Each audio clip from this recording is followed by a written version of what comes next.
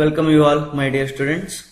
In last class we discussed about tensile test on mild steel, and even we went to virtual lab, and there how exactly the test will be done, that you have studied in the last class.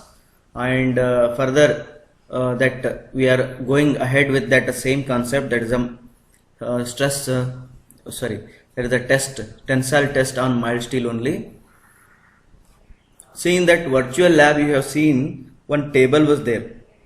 There it was written like a serial number, displacement and load. Okay, there was a table like this. Here this displacement will be in mm and load will be in kilonewton. They wrote here. Some readings was there here, and again some reading were there here. See, this displacement means it is a delta L, right? A change in length. For example, if this is a bar and if it is pulled like this, then it will extend its length, that delta L. But with various time, for example, initially means each and every moment I am observing, therefore I am writing here. There are many readings I will write here. Corresponding to that, to have this much of delta L, how much load is required, that load I will write in front of that. Like that, if it is a 1 mm, then how much load is required. For 2 mm, how much load. For 3 mm, how much load. Like that I am fulfilling this table. Okay, now after that I will extend this table, like this delta L is known to me, then by using this delta L I can calculate strain. Strain in longitudinal direction equal to delta L by L. L is a total length. This is a total length, and delta L I will get it here. Okay, now means if I extend this table that side, actually I don't have a space there. If I extend that table, I will get a strain also, that is your delta L by L. I can go on writing here because you already know this, and just I need to do delta L by L, then I will go on writing this delta L. Epsilon L strain. Then again this load column I can extend it as a stress column. What is the stress? Stress is a load divided by area.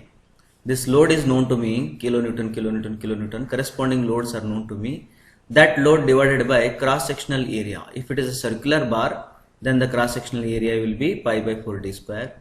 If it is a square, and with respect to that I will calculate area, and that area I will substitute here. This become your stress. Means from that test, ultimately what I am going to get at the end is one column with strain and one column with stress. I will get these many readings here, these many readings here. If I consider strain in the x-axis,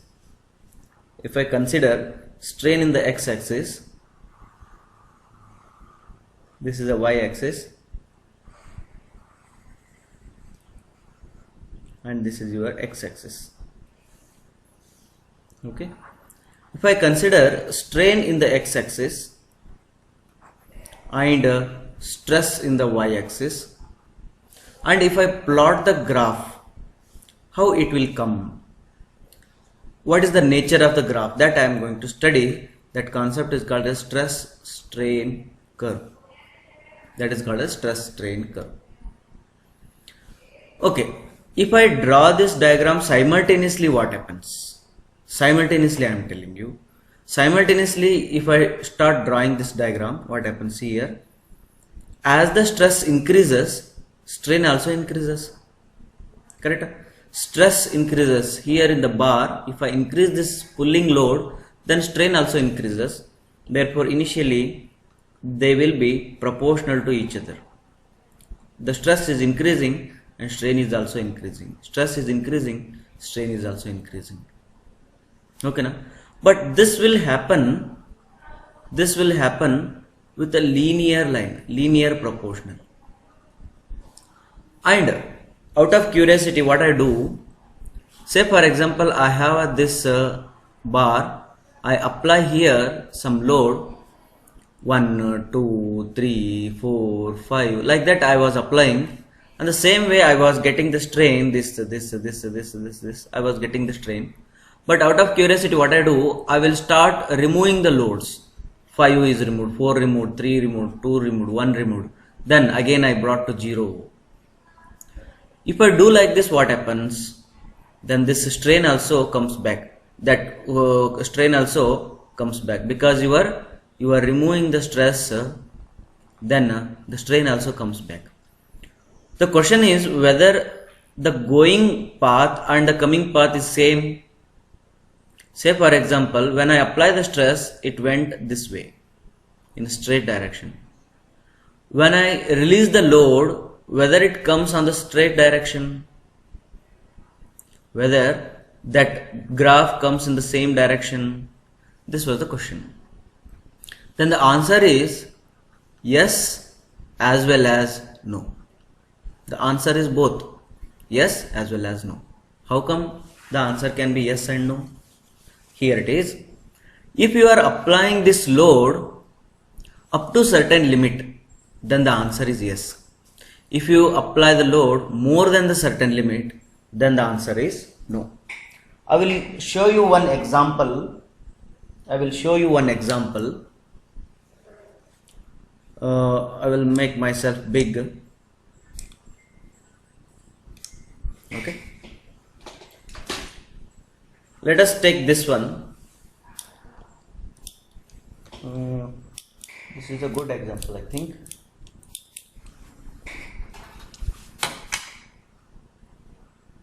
Yes, this is a good example. Okay, this is made up of some steel material. It might be alloy or something. Don't worry. Let us consider this is a steel material which will be there in the file, right? In the file they will keep this one. Now look at here. I will hold it like this. Okay. I apply some load here, but here I cannot apply axial load and pull it and make it strength because I don't have that much of energy to pull it and make it enlarged. Therefore, I will take in a different way. That I will bend it. See here, I bended it. I released, then it came to original position.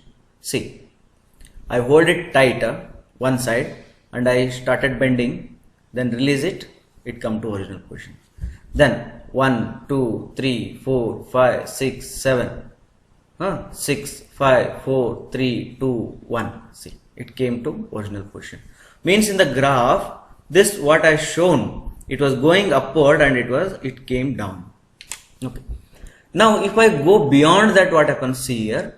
1, 2, 3, 4, 5, 6, 7, 8, 9, 10. Sorry. 1, 2, 3, 4, 6, 5, 2, 4, 3, 2, 1. No. See, it didn't came back.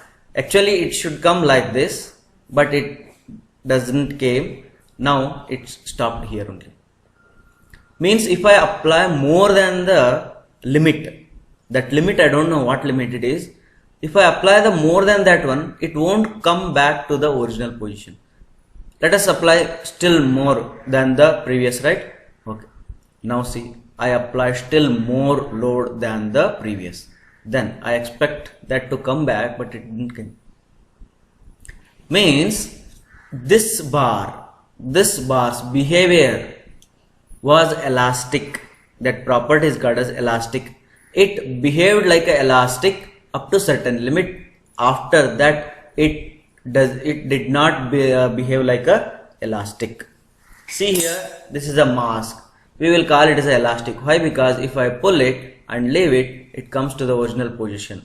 If I pull it, if I leave it, it comes to the original position. Means whatever the material, when I pull that material and when I release the load, if it comes to the original position, original shape, original size, original position, then that material will have elastic property. And each and every material behave like an elastic material up to certain limit. After that, they behave differently, as you seen here. It behaved like an elastic material initially when I apply the load and release the load and it came to original position. apply the load, release the load, come to original position. Like that, if I apply more load, it didn't come to the original position. It bent, or otherwise it changed its shape and size. Means every material in the universe will have elastic property up to certain limit. After that, they behave with their own property. Understood? The same way here, I got the elastic property for the material. Okay, here up to this elastic property, that limit is there, no? What that limit is called as P.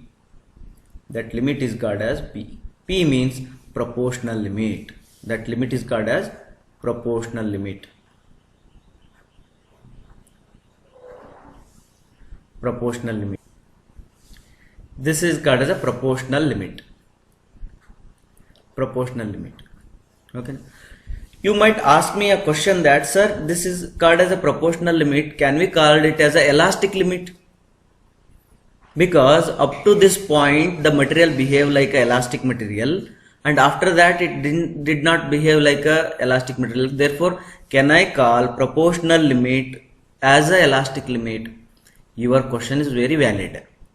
You can call it, but practically speaking, practically means when you take a material and pull it and apply, then practically proportionality limit and elastic limit meaning is same. Meaning is same. Elastic limit and proportional limit meaning is same. But theoretically, a little difference is there. Means scientist says that even after proportionality limit, after P, the stress strain may not be proportional, but still that can behave like a elastic material.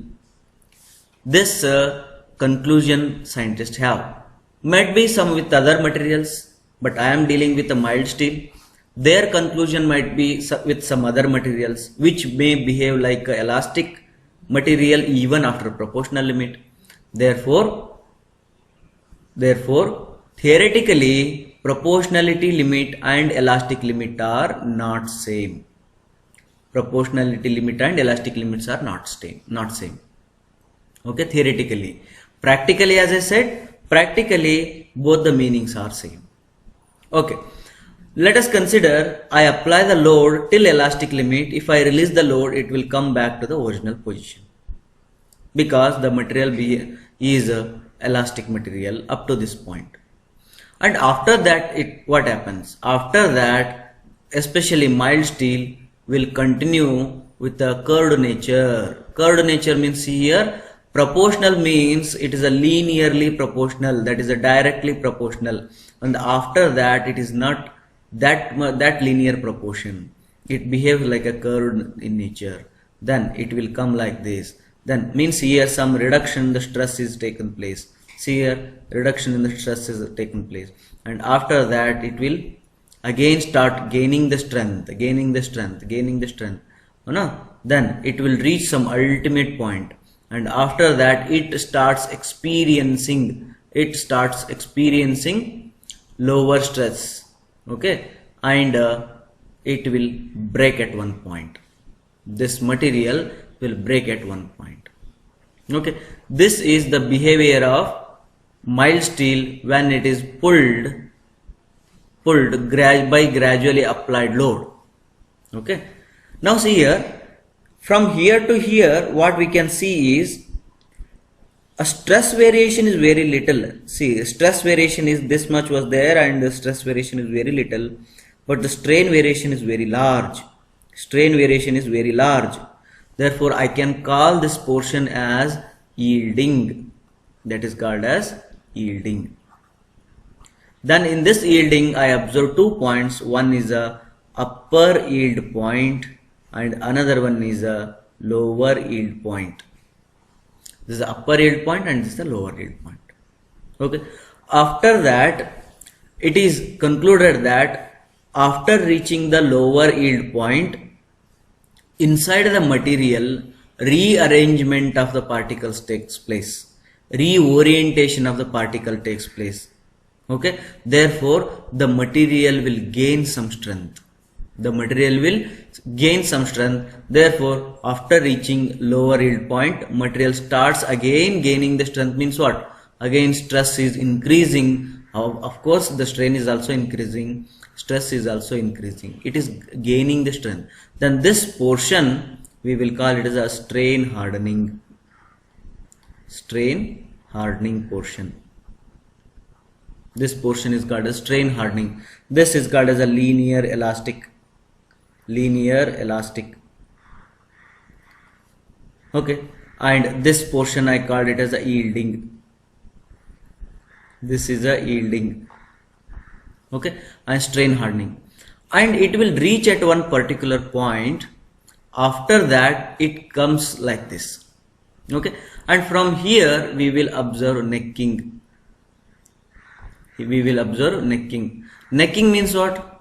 You already know. Everyone have your own neck.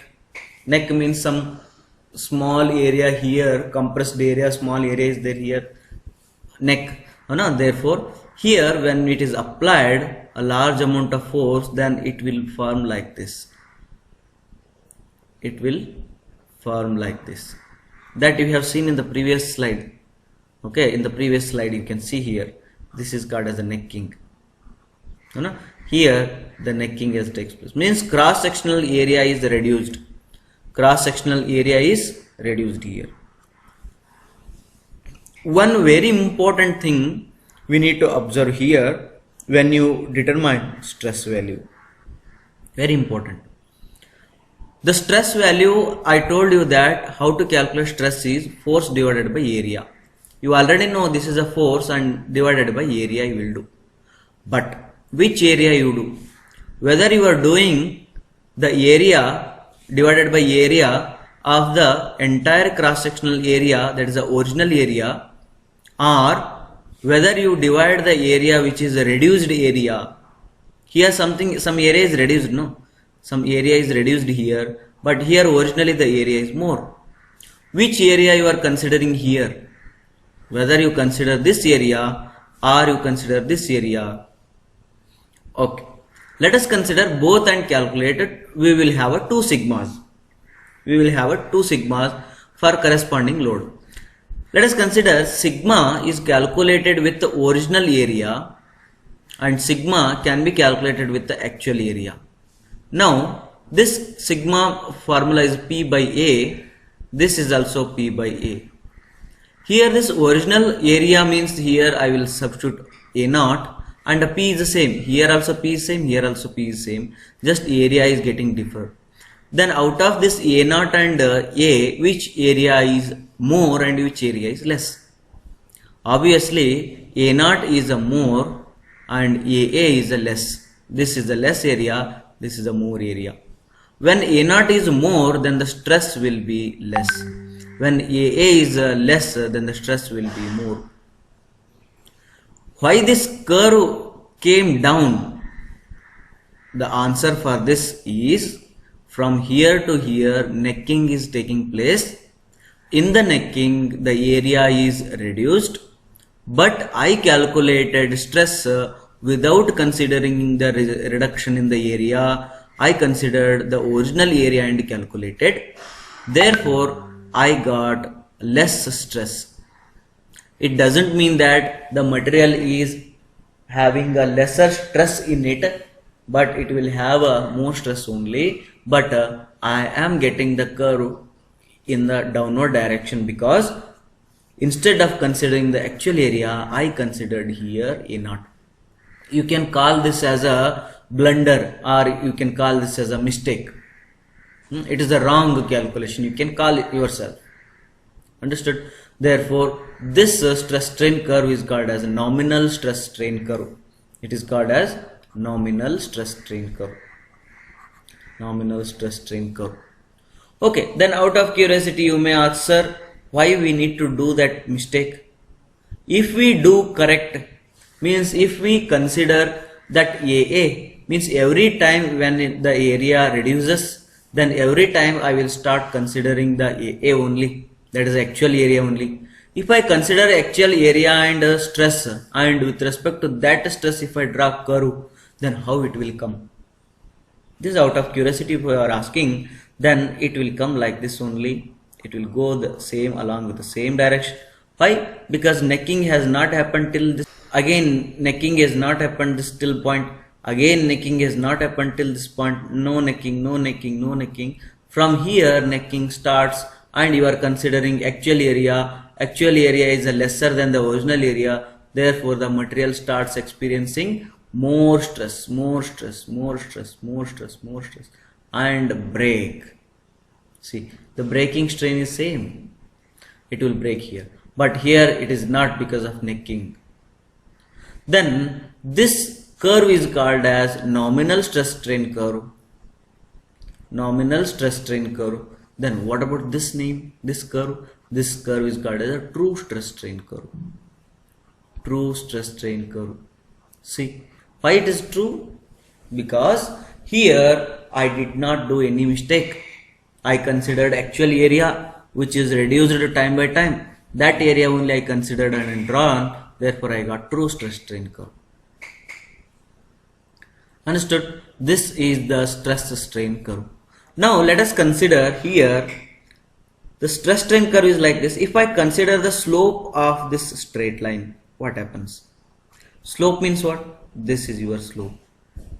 This we will call it as a Young's modulus, and this Young's modulus equal to, this is a stress variation and this is a strain variation. Then opposite by adjacent, that is Young's modulus is equal to stress by strain. This is what Hooke said. Stress is directly proportional to strain. Up to elastic limit means up to here. Up to here stress is directly proportional to strain. This is elastic limit, Young's modulus, you got it here. Okay.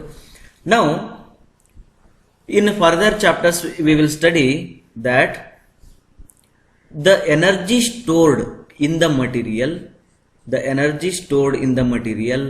up to elastic point is the area under stress strain curve and x-axis.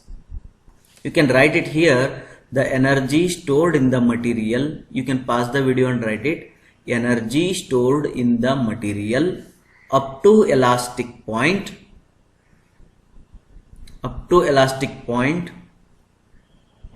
and x-axis is called as resilience. Resilience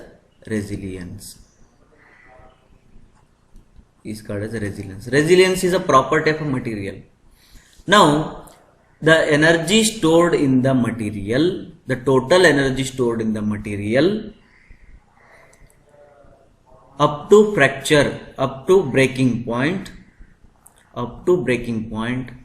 is equal to area under stress strain curve and x-axis is equal to area under stress strain curve and x-axis is called as toughness.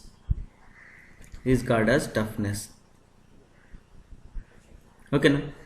Now further, the strain is there here, a big strain is there. In this strain, I will divide the strain up to here one type of strain, and from here to here one type of strain. Then this strain I will name it as an elastic strain. This is elastic strain, and from here to here it is a plastic strain. Why the word plastic is given here? Because when you apply the load and the same load, when you relieve that one, when you unload it, then the material will not come back to the original position. When the material will not come to the original position, that material is called as a plastic material.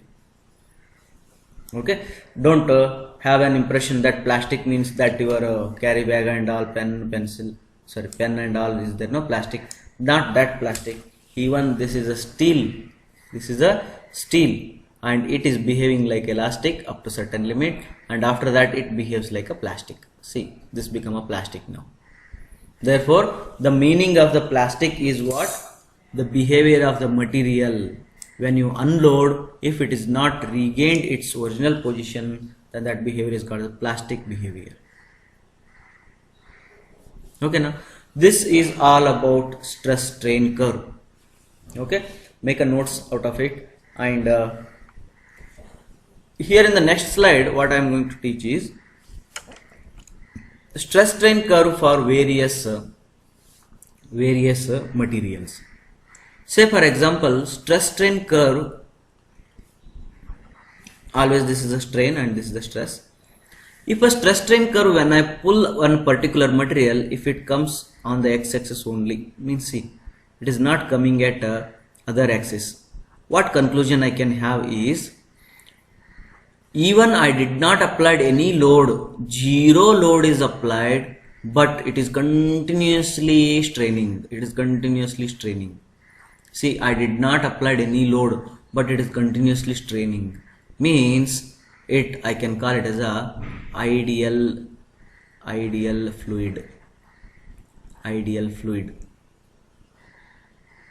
Fluid it is. Fluid means continuously flow will be there. But ideal word I am using, why? Because I did not apply any load, but still it is moving. Ideal fluid.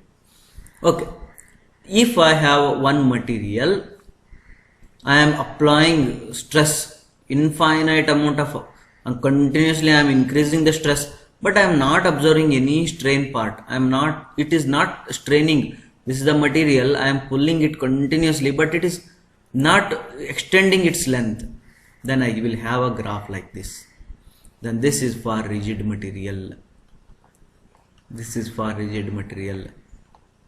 Okay, now from this you can conclude, if this is the material A and this is the material B, which is a very stronger material, then you can say that B is a stronger material, A is a less stronger material. Why? Because this is near to rigid, this is near to fluid. Okay, now therefore this is a stronger material. Now one more thing I will draw here. If I apply the stress and observe the strain, then if I see the material yielding in the material is extending, or otherwise curve is coming straight line, at a particular point it starts break. Suddenly it got braked. But here in the previous class you have seen plastic yielding, strain hardening, necking, elastic, everything you've seen in the mild steel. But a particular material, it got break. Then I can call this as a pure elastic. Pure elastic. No plastic at all here. Pure elastic it is. Then some other materials are there. Up to certain point it behave like a rigid. Up to certain point it behave like a rigid. And after that it behave like a this way. Means here for a constant load, the continuous deformation I am observing, continuous strain I am observing for a constant load, then this I will call it as a creep or pure plastic. Athwa not pure plastic, we will call it as a rigid plastic. Rigid part and after that plastic. Rigid plastic. Okay. If I have a material, that material some load it takes, and at that particular point sudden load I applied here, and after that it continuously start deforming, I can call it as a real fluid, or I can call it as a pure plastic. This real fluid word we will use in fluid mechanics, but in strength of material we will call it as a pure plastic. It is pure plastic. Next, we will have one particular material. That material initially behaves like elastic, and after that it behaves like a plastic. Then this material is called as elastoplastic. Okay. If you want the material, this I already told, it is a real fluid, ideal fluid, real fluid, and rigid material. And this is a pure elastic. Here I can write it as a glass. The stress strain curve will be like this. And here creep, I can say that some plastics, rubbers, okay, not elastic rubber, some plastic and some rubbers will be like this. And this is a real plastic, pure plastic. Elastoplastic, some materials, like for example I consider this example, this I can call it as a elastoplastic. Okay, it might be elastoplastic like that. Okay, these are stress strain curves. Interestingly, for steel, mild steel, I got this as a stress strain curve explained in previous slide. And if I draw the stress strain curve for HYSD bar, HYSD bar, HYSD means high yield strength deformation bar. HYSD bar means high yield strength deformation bars. These bars you will be seeing in a concrete. We will put some bars and they will have some ribs. Some ribs they will have.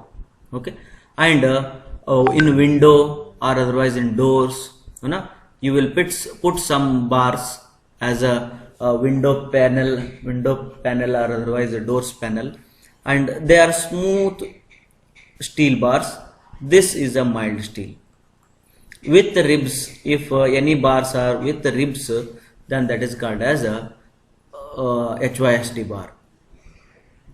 HYSD bar. Okay. Now, what is the difference between HYSD bar and mild steel is? Mild steel is very ductile in nature. Ductile in nature. Ductile means in that we will observe elastic also, yield also, even strain hardening, necking, everything we will see. After that it will fail.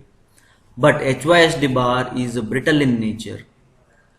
Brittle in nature.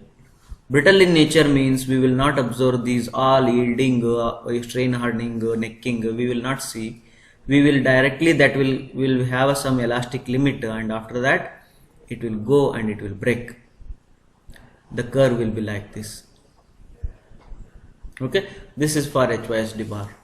Now see here, this HYSD bar, this is a mild steel, or this is a HYSD bar, but both will have a common straight line up to elastic limit, and after that it will change its path and it will change its path. Means both will have Young's modulus same.